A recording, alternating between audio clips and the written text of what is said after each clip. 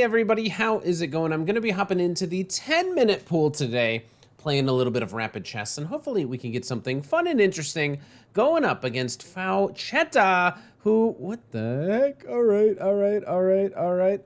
Who, like many of my opponents that have come before me, is a Caro-Kann't player. Can you believe it?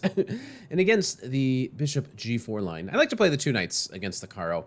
And against bishop to g4, I have this little idea that I might be able to win a pawn as early as move 5 with this one easy trick. And this is actually a very common mistake that opponents will run into. So, nice little trick to know if, you like winning pawns.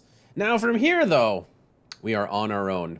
I'm going to play d4, take the huge center. This guy, I guess you could argue, is mildly misplaced and would rather be here.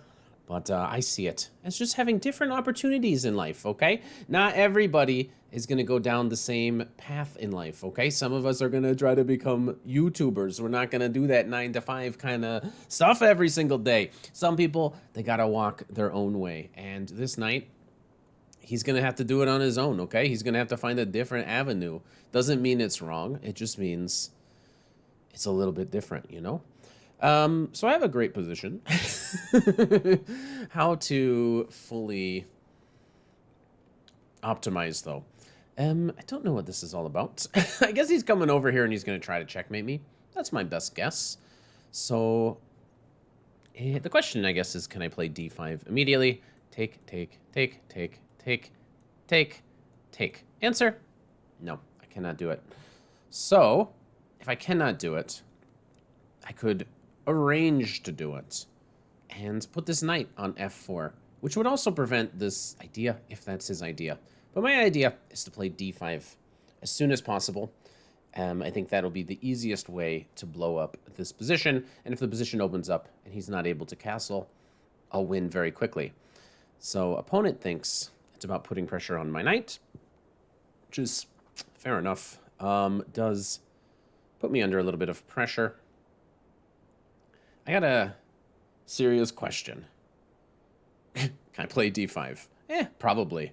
But do I really want to? Probably not. So I guess I'll play e5. Let me quickly calculate here. Then I take here. The bishop is hanging. So the bishop would need to move away, perhaps. Then I would be able to take this guy. Then perhaps this knight would make a ton of sense. And I would be a genius. So I'm going to play e5. And if you do want to come in, now that the knight's moved, I can trade or maybe even not trade, but maybe then my queen will have access to the g4 square. So if I wanted to be fast, I could go here, and then I could play this move, which I'm assuming is very good for me. Putting a lot of pressure on this g-pawn. Probably you won't be able to castle. I actually am going to take this, because in some line where I play here and you castle and I go here and you play g6, I'm going to want this knight gone. So that if you're ever forced to play g6, I have access to this square. But I don't know. You're going to get into a lot of trouble if you have to go in for something like that. So I go here. I get out of the way. I threaten the checkmate. If you're forced to go there, you should lose very quickly. However, wait, here's actually a kind of a cool line. What if I give this check? Is this just mate? Yeah, it looks like it is. So let's go for this, which I guess means you can't go there, because I have this nice little mating pattern. Arabian checkmate. So you actually now have to go back, and my opponent refuses to do it. I guess your other option is that you can resign. So here's a nice little trick. And I think my opponent maybe is actually slightly overrated in Rapid, which is, not a problem. It was still a very fun and interesting game. They've moved on. They're already playing in their next game, and I wish them very well. But if you play this two knights variation against the Caro-Kann't, know that after bishop to e2, there is this little trap, and I'm waiting for the database to load so I can see just how many times people fall for it. It's only 4% of the time. Now, I'll leave a link if you actually want to learn the theory behind this opening. There's a lot of different variations. I'll leave a link to my main channel video, but you can tell here, after only 4 moves, I already have a winning position. And let's just take a quick peek to make sure how accurately we did. D4 is correct.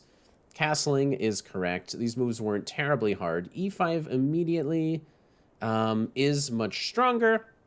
But I was, going on some tirade about my knight, and I don't know, I was talking about some sort of nonsense. I can't remember. E5 was my move.